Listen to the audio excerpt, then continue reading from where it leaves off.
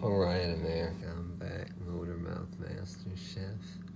Welcome to the channel. Today, we're gonna go over why you shouldn't eat certain things from out to eat.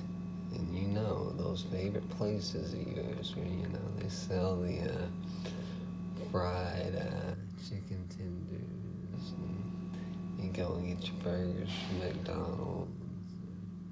You might even hit up a good pizza place. Well, many of those places add a significant amount of sugar to your food, which adds a significant amount of calories. And you also get a significant amount of fat, which is why you should steer away from, fast foods and restaurants that tend to do these things, these practices that raise your cholesterol and cause you to put on more weight than you probably should. So today we're going to have that conversation while we cook.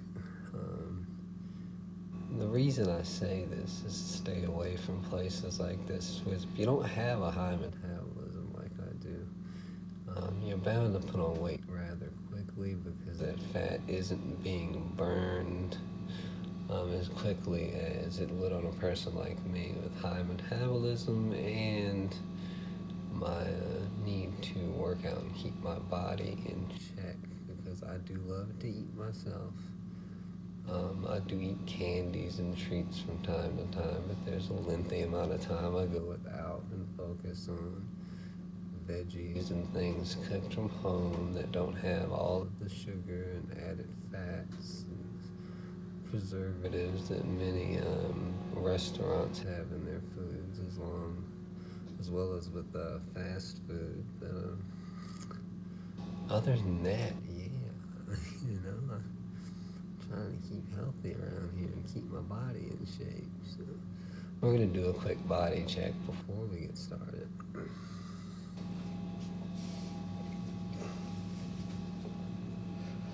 So I've been doing all of my sit-ups and other exercises to continue to maintain a very healthy body. As long as, I eat well and maintain these exercises, I do tend to cheat here and there and have, the cookies and cakes and sweets and things like that. But there you have it. I eat healthy, try to exercise. I want to keep my body right. I want to motivate every one of you to look like this. I'm 38 years old. I feel like I'm 17 on camera, but I'm 38. This is what I've built. I've continued to work and perfect and make certain that everything is right and make sure my eating habits are nice and healthy and good to go. And if you guys will excuse the mess behind me, the kitchen is still under repair. Actually, in its repair hiatuses, funds are not looking well as calculations were misinterpreted and completely screwed. So yeah. Other than that, what we're cooking today is a dish that I've put together. It's going to incorporate baby red potatoes along with kielbasa and a little corn, maybe some cheese, some garlic and parsley, and some onion salt, just give it a little flavor. So that's what we're going to cook today, on top of talking about body things and things that you could eat to replace other things that may carry a lot of sugar with things that are naturally sugary and a bit better for you. And just put my blouse back on. There we go. All right. Now, we're back to under 18 PG.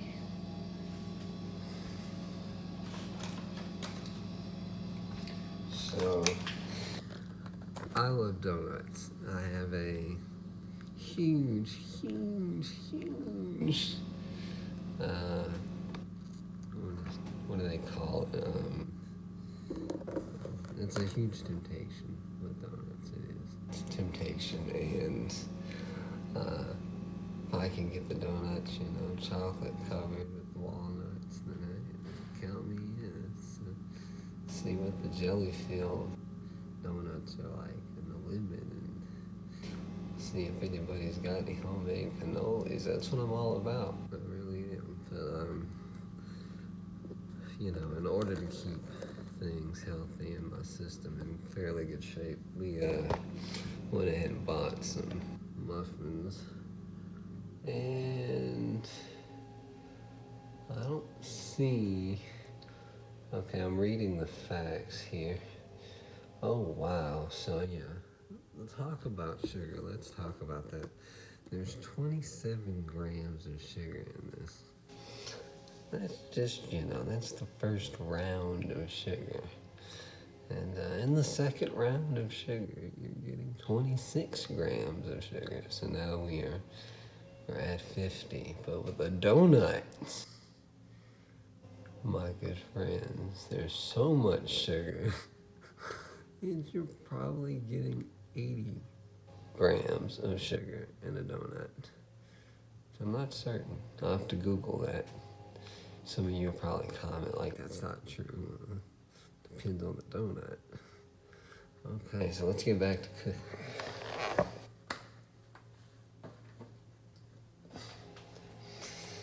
Now, I'm gonna sanitize my hands while keeping my shirt on. Some of you are like, yay, it's him when you do that. Yeah, 38 years old. I'll look better than your 17-year-old. Alrighty, let's just do this. And I'm gonna add all these potatoes.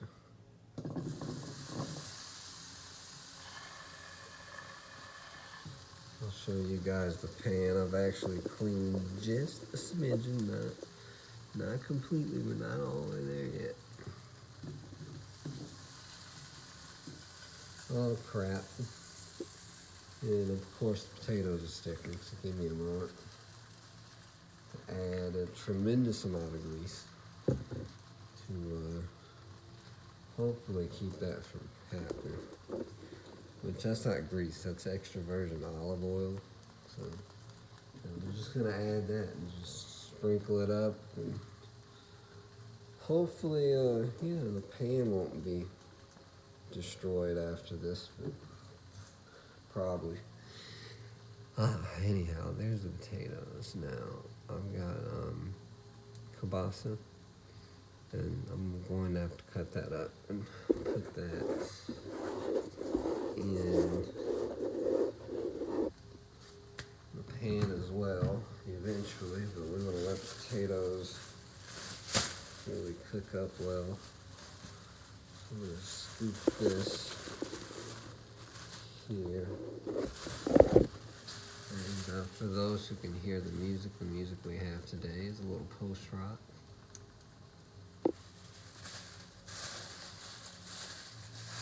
If you can hear it, probably, maybe, slightly.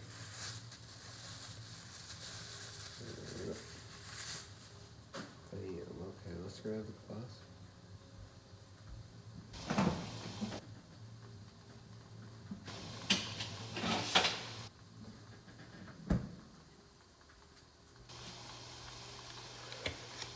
I'm gonna be honest with you guys.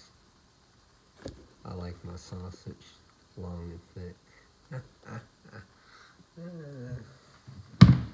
My corny jokes. I bought this long, thick sausage from the store.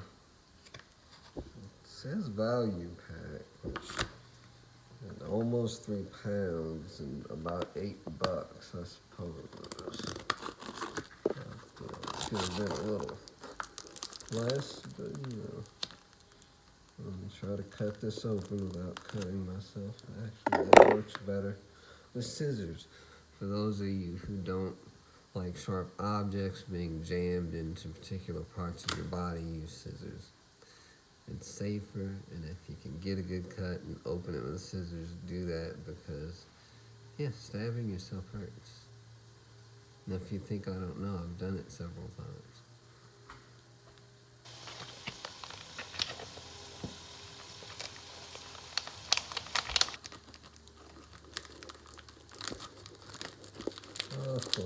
Okay, that is not open. Give me a second here, man. There we go.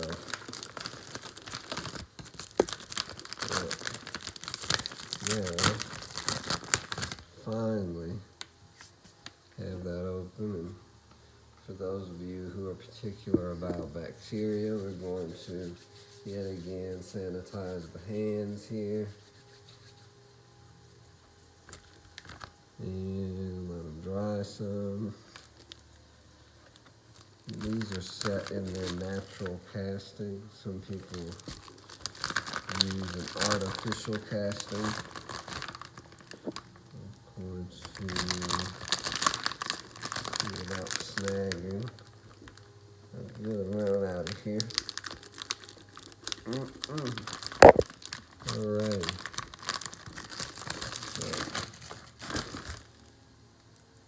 So for those who in storing your meat, you want to generally take it out of packages like this. Not to say this is bad packaging, but of course it isn't A, going to seal back, and B, there's a lot of the natural juice in there, and over time, if you let things sit and the package isn't used and the juice isn't kind of sloshed around, it can very easily sour and turn into a festering pool of bacteria, which will spread all over the meat. So packaging is everything. But since I love to eat, and I'll probably be eating a lot of this, I'm going to go ahead and stuff it in one of these. And just like so, we have a double packaging. Try to attempt to keep it fresh. Well, damn. That won't necessarily work because the damn Ziploc bag does it. But lucky for me and my spidey sense, I was in the store and I thought, hey, wouldn't it be great if I had freezer bags that actually worked?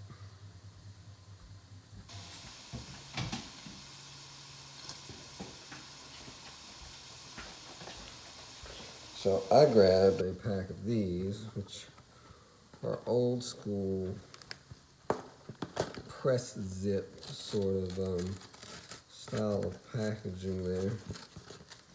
I'm just going to gently go around this thing, so I want if the edge is kind of clean. That's probably not going to happen completely yet. I'm doing good. Okay, so there we go.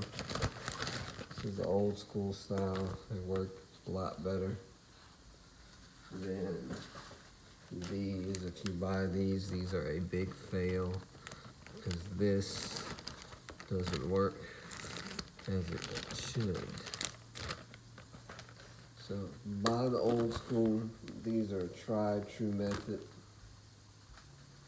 Keeping things from spoiling. And, this is a long video now, so my talking was long-winded. So we're going to we're going to come back here shortly. I'm going to go ahead and end this video. Thank you for watching the first half of Ricky Figures Out How to Open Things Whilst Cooking. It's been Motormouth Master Chef. I hope that you subscribe, hit the notification bell, and realize that I am not a professional chef, but I'm working on it.